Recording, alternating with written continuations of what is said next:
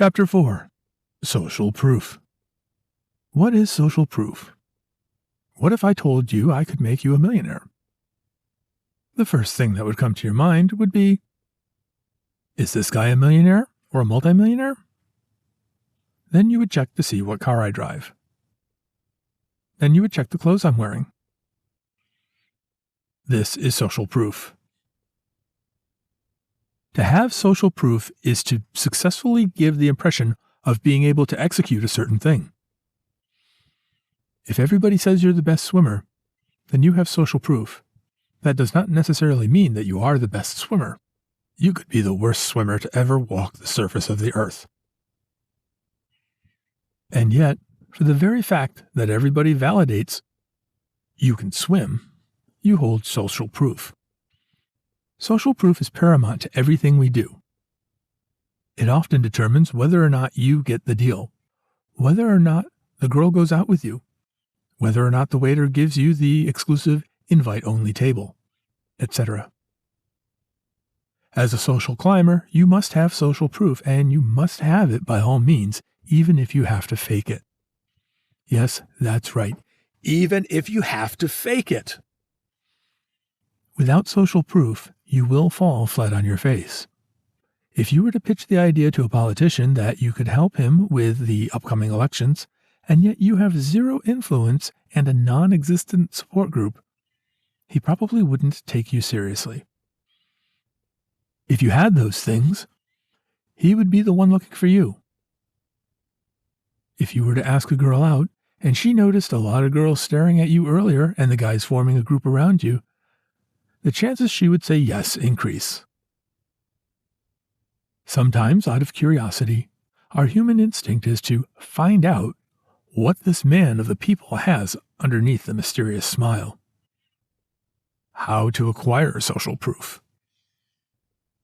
There are several variations of social proof you need to acquire as a social climber. 1. People like you. 2. You can influence people. 3. You are good with the ladies. Here is how to acquire each of these. 1. People like you. This is pretty simple. You don't have to do a lot for it. It is one of those things you can easily acquire without much work on yourself, even though it's better when you work on yourself as well. Be polite. Dress sharp and wear killer cologne and body spray. Tip the people who work for you well and often. Do favors for strangers once in a while. You don't need to get to know anybody. Just remember the person's name and tip them well if they work for you. If you were meeting a powerful person at a restaurant you frequent, and the two of you got extra attentive service because the waiters there love you, that's a bonus. That's what you're looking for. Oh, Mr. Mark, welcome. Always a pleasure having you here. Mr. Mark, for you and your friend here, it's on the house. And you just smile and nod to the waiter.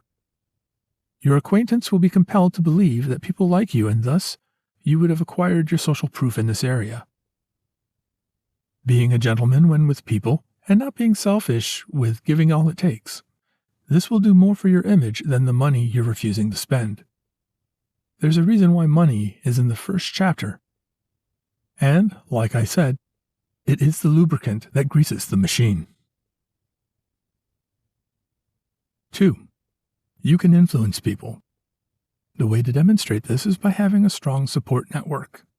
And when with the target, display your ability to fix things when matters are going in an unfavorable direction.